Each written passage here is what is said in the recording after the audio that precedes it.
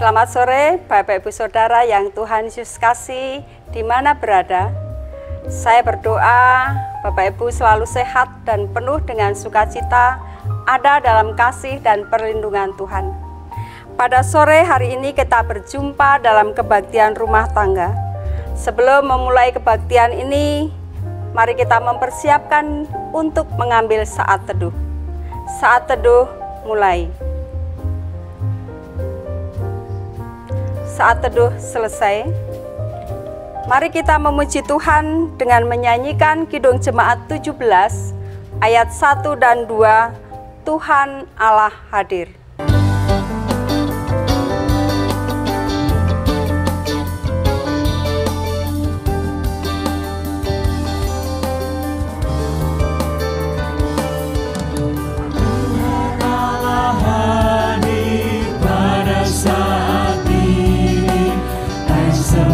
Sujud di sini, diam dengan hormat, tubuh serta jiwa, tunduklah menghadap Dia.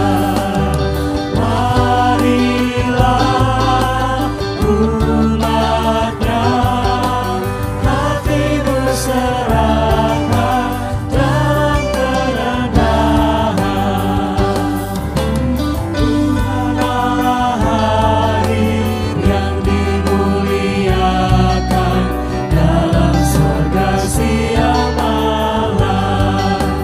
Suci, suci untuk selamanya, dinyanyikan malam surga.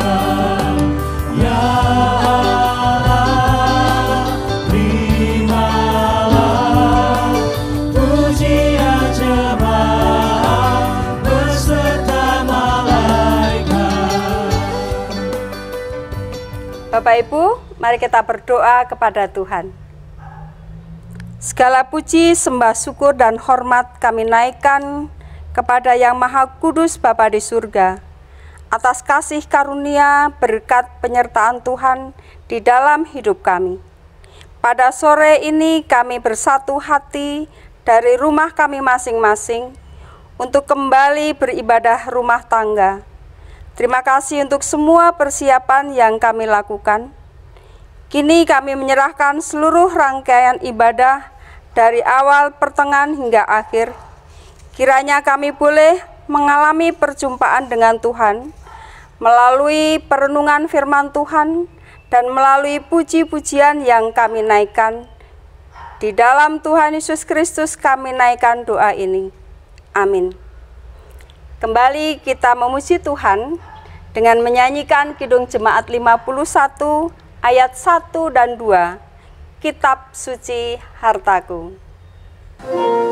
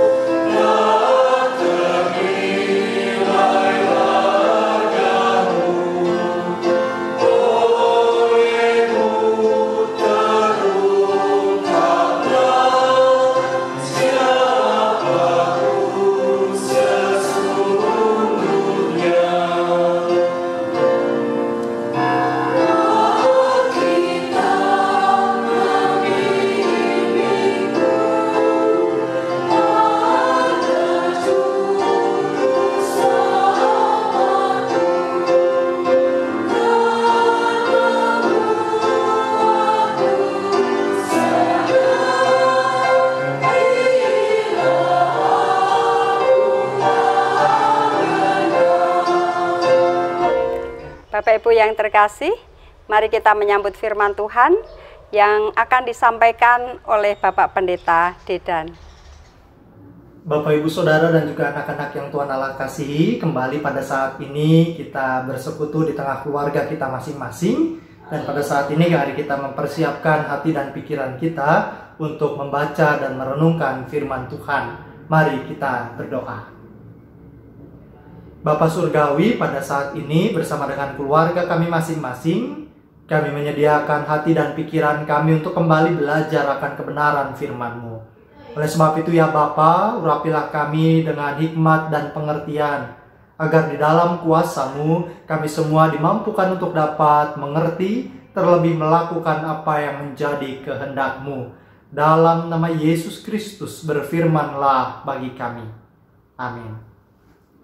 Bapak Ibu Saudara dan juga anak-anak yang Tuhan Allah kasihi, bagian Alkitab yang pada saat ini kita baca dan kita renungkan didasarkan pada surat Paulus kepada jemaat di Roma. Roma pasal yang ke-12 ayatnya yang pertama sampai dengan ayat yang ke-8. Roma pasal 12 ayat yang pertama sampai dengan ayat yang ke-8. Firman Tuhan memberitakan kepada kita demikian. Karena itu saudara-saudara, demi kemurahan Allah, aku menasihatkan kamu, supaya kamu mempersembahkan tubuhmu sebagai persembahan yang hidup, yang kudus, dan yang berkenan kepada Allah. Itu adalah ibadahmu yang sejati. Janganlah kamu menjadi serupa dengan dunia ini, tetapi berubahlah oleh pembaharuan budimu, sehingga kamu dapat membedakan manakah kehendak Allah, apa yang baik, yang berkenan kepada Allah, dan yang sempurna.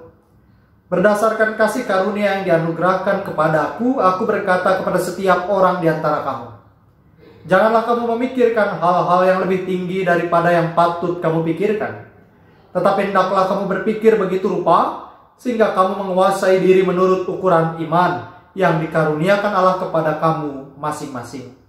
Sebab sama seperti pada satu tubuh, kita mempunyai banyak anggota, tetapi tidak semua anggota itu mempunyai tugas yang sama. Demikian juga kita, walaupun banyak, adalah satu tubuh di dalam Kristus, tetapi kita masing-masing adalah anggota yang seorang terhadap yang lain.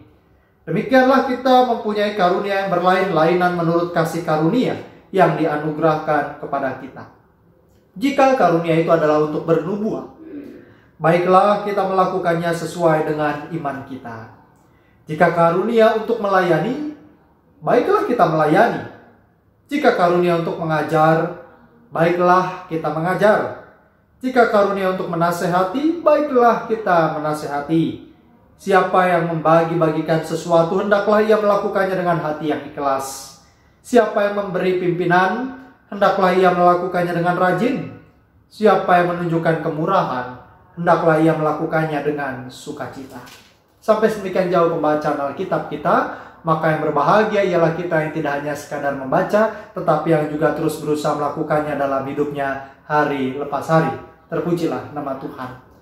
Bapak Ibu Saudara dan juga anak-anak yang Tuhan Allah kasihi, dalam khotbah beberapa minggu yang lalu, 2 minggu yang lalu tepatnya, kita belajar bahwa setiap kita memiliki iman percaya adalah karena kemurahan Tuhan. Setiap kita adalah orang-orang yang berdosa. Setiap kita adalah orang-orang yang tidak pantas. Setiap kita adalah orang-orang yang seharusnya menerima upah dari dosa, yaitu maut. Setiap kita adalah orang-orang yang seharusnya terbuang, tidak terpakai, tidak bisa dianggap oleh Tuhan. Tetapi kita belajar dari kisah Yesus berjumpa dengan seorang perempuan dari Sirofenisia.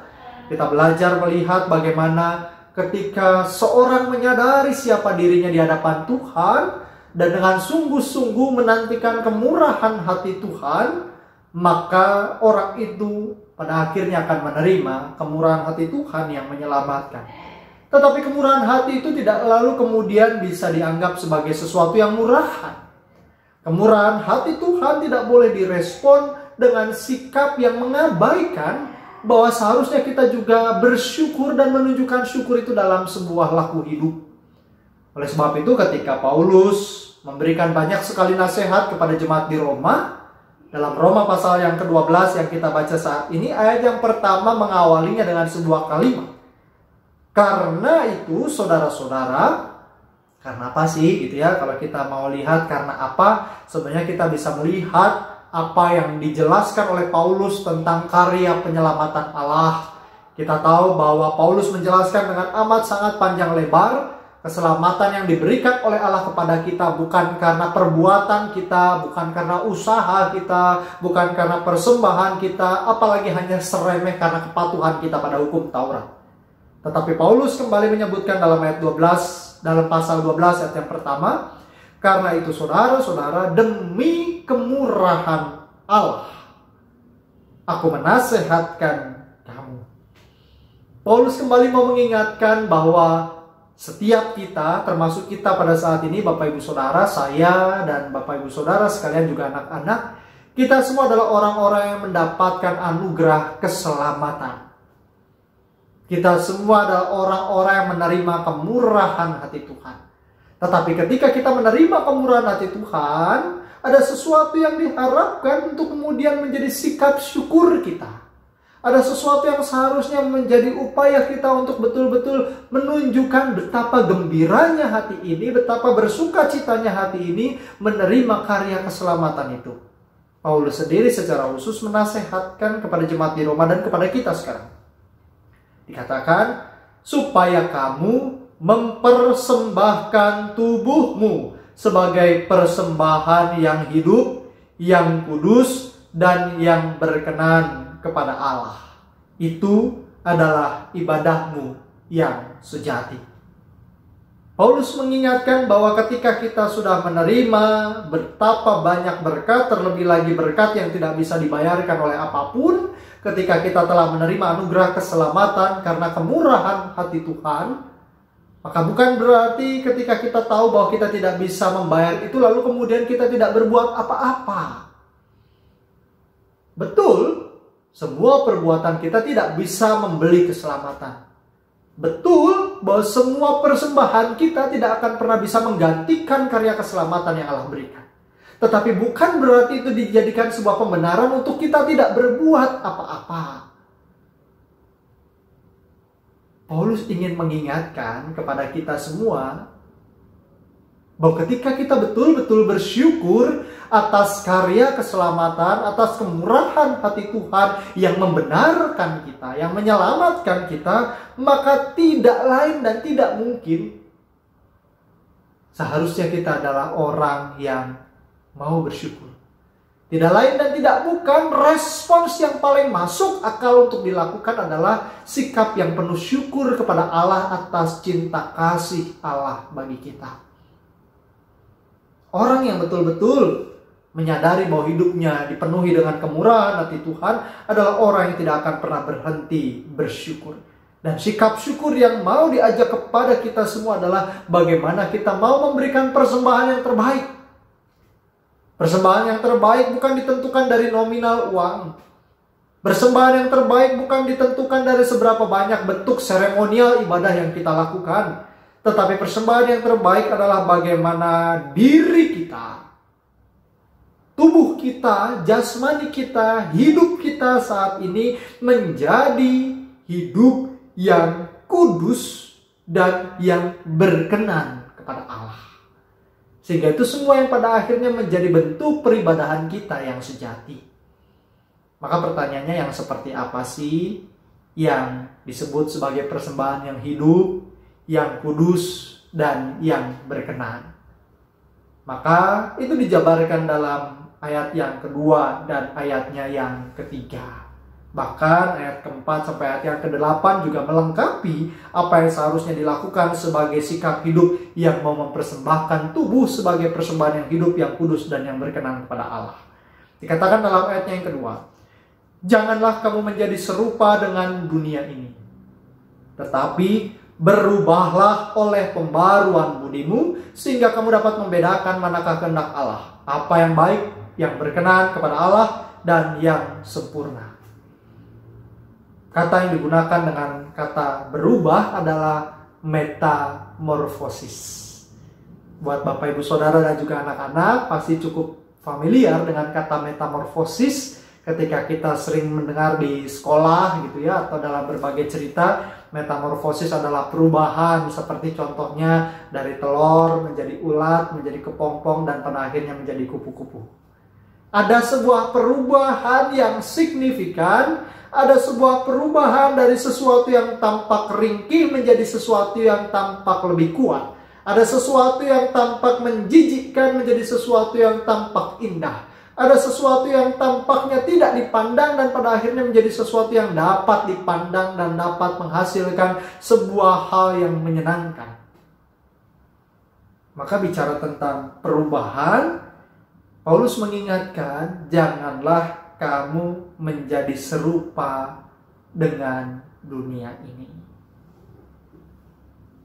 Paulus bukan berarti mau mengatakan dunia ini sebagai sesuatu yang jahat. Tetapi dalam konteks yang dijelaskan pada saat ini, memang kata dunia seringkali sebagai kata simbol bahwa ada banyak hal dari keinginan dunia, dari berbagai gaya hidup dunia yang bertentangan dengan kehendak Allah.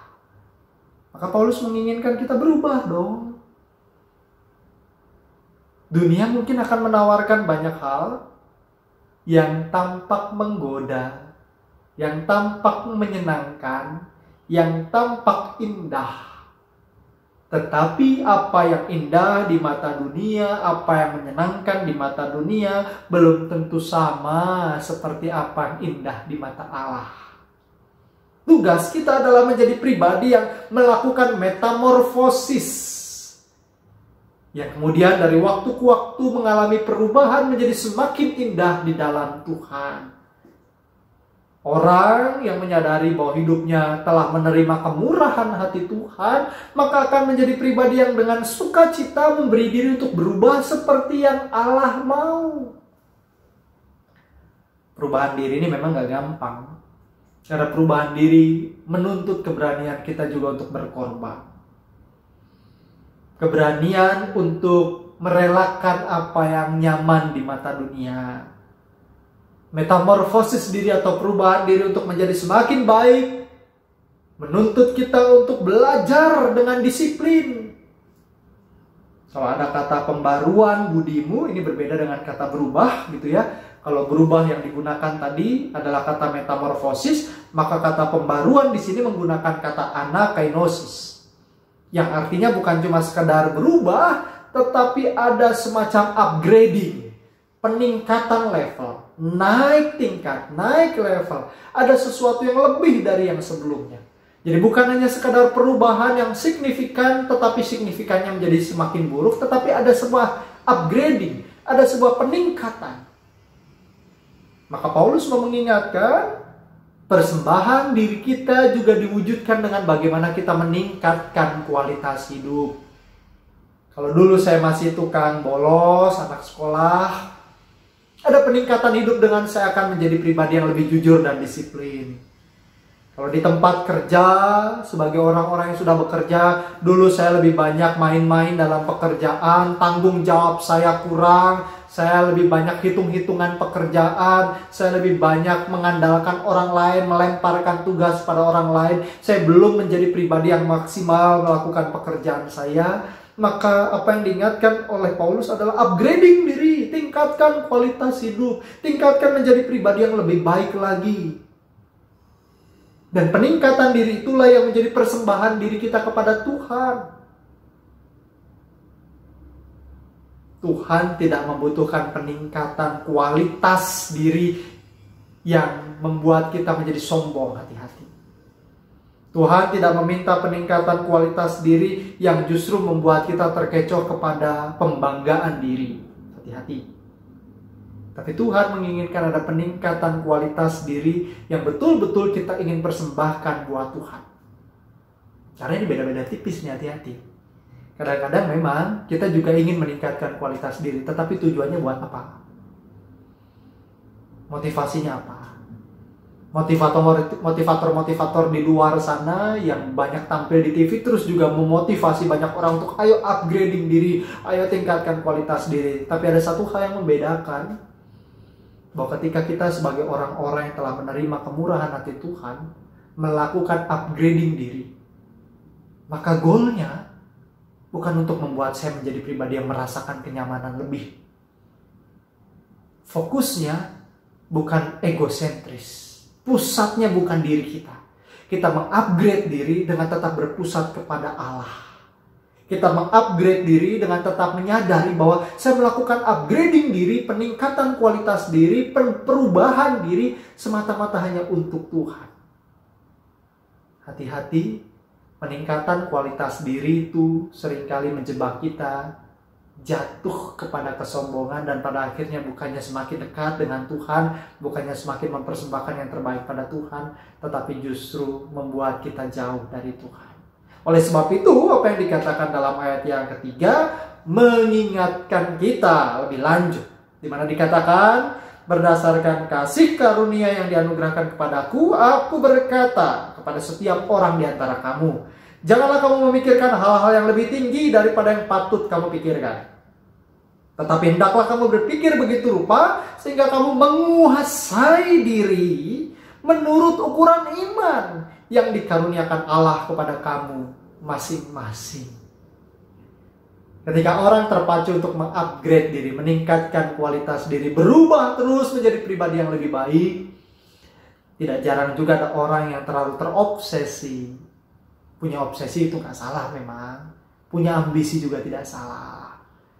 Tetapi ketika ambisi itu berubah menjadi sikap ambisius, bahkan sikap ambisius itu membuat kita hanya terus berpusat kepada diri sendiri, tak jarang kita akhirnya memikirkan sesuatu yang lebih dari yang patut kita pikirkan. Dan sikap yang terus-menerus memikirkan sesuatu yang terlampau tinggi, bahkan yang lebih dari yang seharusnya kita pikirkan, seringkali tidak membuat kita bisa melakukan segala sesuatunya dengan konsisten. Oleh sebab itu Paulus ajak kita berpikir lebih sederhana. Bukan berarti kita nggak boleh berpikir yang tinggi, bukan berarti kita tidak boleh memikirkan untuk terus berkembang menjadi kualitas yang lebih baik, bukan. Tapi Paulus mau mengajak kita juga untuk ayo berpikirlah sedemikian rupa. Berpikirlah bukan cuma sekadar untuk menjadi sebuah wacana, tetapi berpikirlah secara konkret yang juga kemudian bisa mewujud dalam kehidupan keseharian kita. Karena banyak loh orang Kristen yang juga terjebak, punya ide yang bagus, punya rencana yang bagus. Kalau lagi retreat banyak bikin komitmen A, B, C, D dan seterusnya yang luar biasa, keren-keren. Banyak orang yang ketika diajak ngobrol dalam sesi diskusi, wah pemikirannya bagus dan lain sebagainya. Tapi itu nggak bisa dikonkretkan. Tapi itu semua nggak bisa diimplementasikan. Maka apalah artinya sebuah pemikiran-pemikiran yang tampak brilian kalau semua pemikiran yang brilian itu tidak pernah menjadi sesuatu yang diimplementasikan. Apalah artinya kita punya begitu banyak wacana yang hebat, wacana yang keren, wacana yang dahsyat, powerful, tapi itu semua hanya sebagai sebuah wacana. Paulus mengingatkan, boleh bangun mimpi, bangun sebuah tujuan, bangun sebuah visi. Tetapi memikirkan sesuatu yang baik, tetapi pikirkanlah sesuatu yang sesuai dengan kapasitas kita. Artinya, jangan berhenti kepada memikirkan sesuatu tanpa belajar melakukan. Ketika kita mulai memikirkan apa yang baik, apa yang benar, dan apa yang seharusnya kita lakukan, jangan berhenti pada sebuah wacana. Tetapi tetaplah bergerak maju, mengimplementasikan dari apa yang sederhana, dan dari yang sederhana yang sudah kita lakukan, teruslah mulai mengupgrade diri, naik level, naik tingkat, dan seterusnya. Dan itu yang mau diingatkan, sehingga kamu menguasai diri menurut ukuran iman. Penguasaan diri yang disampaikan di sini memang betul-betul bukan hanya sekedar kata penguasaan diri untuk mengontrol, tetapi juga melatih diri. Jika menggunakan kata aslinya gitu ya, soproneo, mengingatkan kita bukan cuma sekedar untuk kontrol, bukan hanya sekedar self control, tapi juga bagaimana kita punya kemampuan exercise. melatih diri. Sehingga balik lagi, apalah artinya kalau kita hanya punya wacana, tetapi wacana tidak menjadi sesuatu yang kita latih dalam keseharian kita. Perubahan itu baru bisa disebut sebagai sebuah perubahan kalau memang ada sesuatu yang bisa dibuktikan bahwa dulu saya begini dan sekarang saya begini. Kayak iklan ya. Kalau dulu iklannya kan badanku dulu tak begini, tapi sekarang udah bagaimana gitu ya. Sama. Ini juga seharusnya mengajak kita untuk ayo, kalau kita betul-betul ingin membangun sebuah perubahan hidup, jangan cuma berhenti pada wacana, tapi lakukan. Mulailah melakukan sesuatu yang sederhana, tapi lakukan secara konsisten, latih diri terus-menerus, dan pada akhirnya apa yang kita latih itu membuat kita bisa melihat, oh iya, dulu saya begini loh, tapi sekarang saya udah bisa begini, puji Tuhan.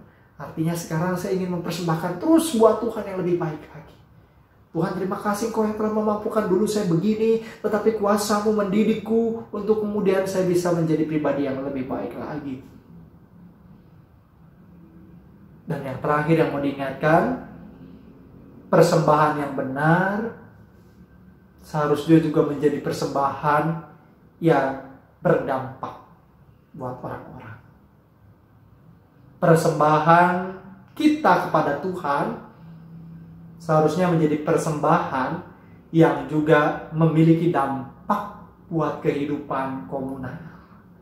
Relasi iman kita dengan Tuhan betul adalah relasi pribadi.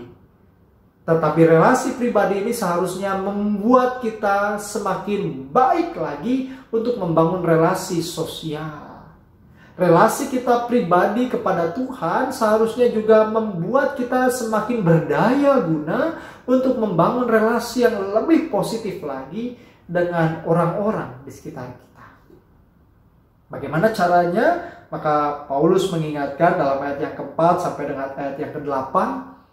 Pertama-tama Paulus mengingatkan bahwa sama seperti satu tubuh, walaupun satu tubuh tetapi ada banyak anggota, dan anggota-anggota itu punya tugas yang berbeda-beda, berlain-lainan. Hal yang pertama yang mau diingatkan, relasi iman kita yang privat dengan Tuhan seharusnya juga membuat kita menyadari bahwa tiap-tiap orang di sekitar kita juga merasakan kasih karunia Tuhan. Bagaimana cara kita menerima orang-orang di sekitar kita, menghargai mereka, mengapresiasi mereka, dan dengan mereka kita juga mau belajar bekerja sama. Tidak menjadi pribadi yang eksklusif, tidak menjadi pribadi yang egois, dan tidak menjadi pribadi yang hanya memikirkan diri sendiri. Bagaimana relasi kita dengan sesama itu juga dibangun sebagai sikap persembahan kita buat Tuhan. Tidak ada satu orang di dunia ini yang bisa melakukan segala sesuatunya sendirian. Tiap-tiap orang mungkin punya bakat yang berbeda, karunia yang berbeda, tetapi tidak ada satu orang di dunia ini yang memiliki segala karunia komplit. Tiap-tiap orang punya kelebihan, tetapi tiap-tiap orang juga punya kekurangan. Saya juga punya kelebihan, tetapi saya juga sadar bahwa saya punya kekurangan, dan dengan demikian saya harus belajar bagaimana relasi privat saya dengan Tuhan membuat saya juga belajar memahami dan menerima orang lain sebagai bagian yang Tuhan berikan buat saya. Demikian juga sebaliknya, saya juga harus memahami bahwa saya juga menjadi bagian di mana Tuhan menginginkan saya menjadi bukti kasih karunia Tuhan bagi mereka. Dan dengan demikian kita belajar saling melengkapi. Itulah yang kemudian diingatkan, tiap-tiap orang memang punya karunia yang berlainan. Jika karunia itu untuk bernubuat, ya lakukanlah. Kalau karunia itu untuk melayani, lakukanlah. Kalau karunia itu untuk mengajar, lakukan. Jika karunia itu untuk menasihati, lakukan. Dan di sini juga ada gejala-gejala yang seringkali miris. Ada banyak orang punya karunia, ada banyak orang punya kemampuan, tetapi kemampuan itu tidak dimaksimalkan untuk menjadi persembahan buat Tuhan. Ada banyak orang punya potensi, tetapi potensi itu dipendam. Sebagian merasa rugi. Kemampuan ini seharusnya bisa membuat saya mendapatkan keuntungan yang lebih banyak. Ngapain saya bagikan untuk orang lain? Kadang-kadang ada yang masih berpikir, saya punya karunia tapi males. Kalau saya harus tunjukin bahwa saya punya potensi, saya akan kehilangan waktu-waktu saya harus mengorbankan tenaga saya harus mengorbankan banyak hal. Saya males, saya tidak mau berkorban. Saya punya potensi tapi males, saya takut dibikin jadi capek. Saya males nanti kalau udah diketahuan saya punya potensi ini nanti saya jadinya diajak-ajak ini dan itu. Halo, ayat yang ke-8 dikatakan, siapa yang membagi-bagikan sesuatu hendaklah ia melakukannya dengan hati yang ikhlas. Siapa yang memberi pimpinan hendaklah ia melakukannya dengan rajin. Siapa yang menunjukkan kemurahan hendaklah ia melakukannya dengan sukacita. Kalau kita punya potensi, ingat basicnya. Semua potensi yang kita miliki ada karena kemurahan hati Tuhan. Itu bukan pencapaianmu. Itu bukan karena usaha keras kita. Semua terjadi karena kemurahan hati Tuhan. Karunia yang Tuhan berikan kepada kita bukan untuk kesombongan kita. Bukan juga untuk keuntungan kita pribadi. Bukan untuk kenyamanan kita sendiri. Tetapi ketika Tuhan izinkan ada karunia yang Tuhan berikan buat kita, Tuhan juga menginginkan agar kita mampu menolong yang lain. Kita bagikan kepingan puzzle. Dan kepingan puzzle itu akan menjadi gambar yang lebih indah ketika kita mampu melengkapi orang lain dan memberi diri dilengkapi oleh orang lain. Tanpa orang lain kita tidak bisa berbuat apa-apa.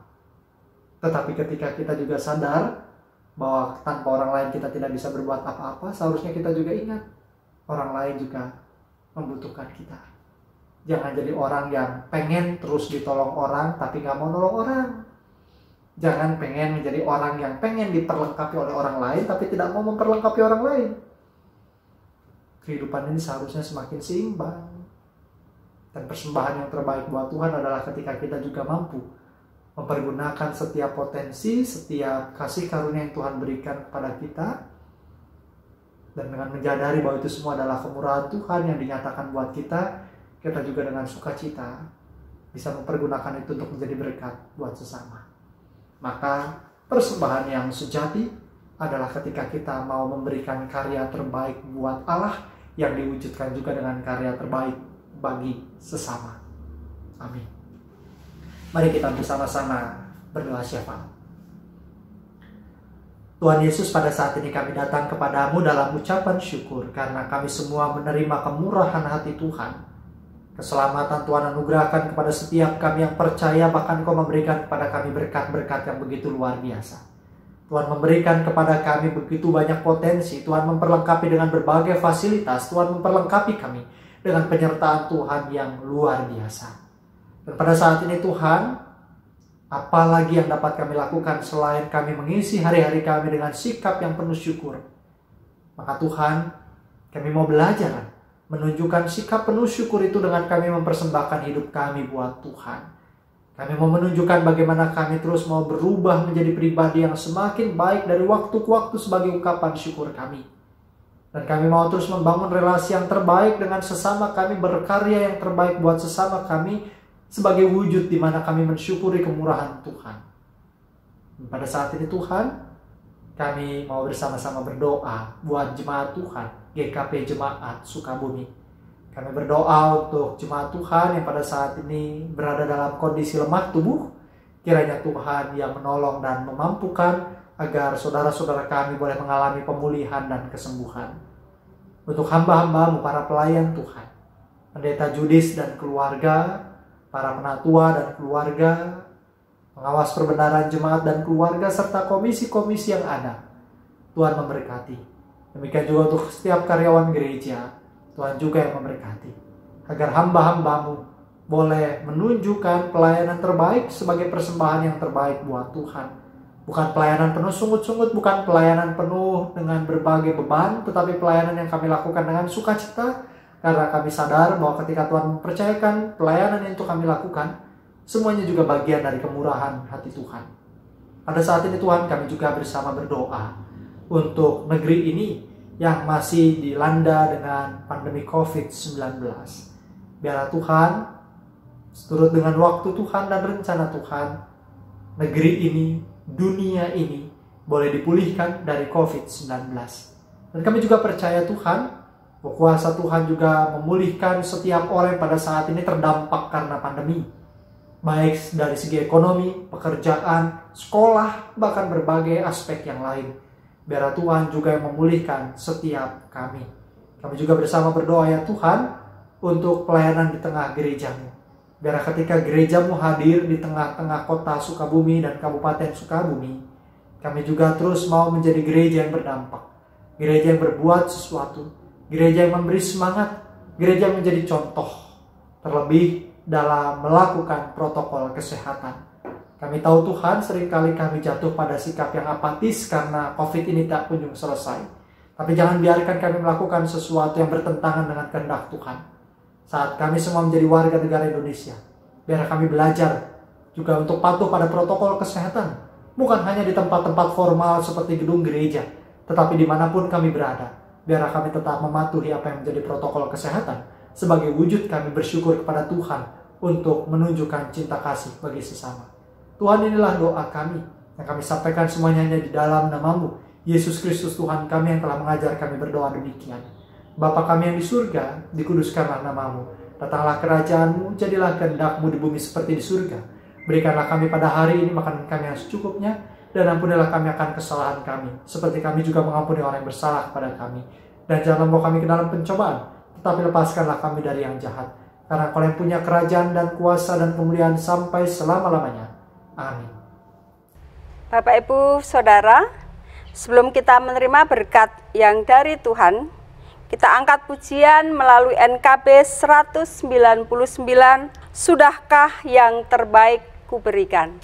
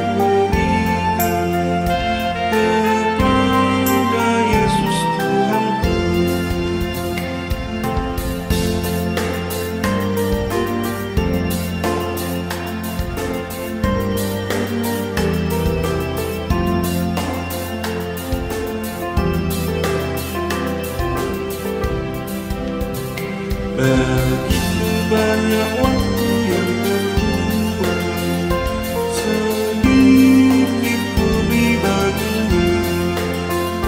Sebab kurang kasih pada Yesus, mungkinkah hancur pula hatinya. Berapa yang terbilang telah ku cari, dan ku lepaskan yang terbelenggu. Sudahkah yang terbaik ku berikan kepada Yesus Tuhanku.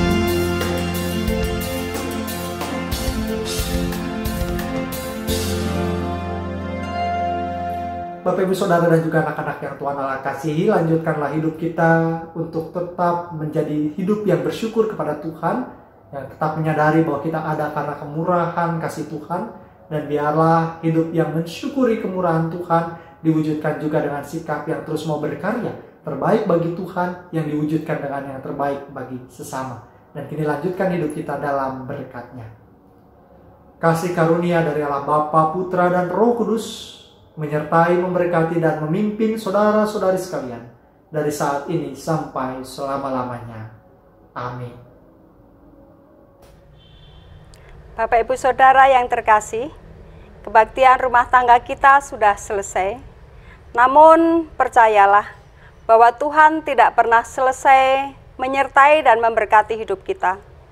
sehingga kita dimampukan untuk terus melanjutkan setiap tugas tanggung jawab yang Allah berikan kepada kita di dalam kehidupan kita sehari-hari. Mari kita memasuki saat teduh. Saat teduh selesai.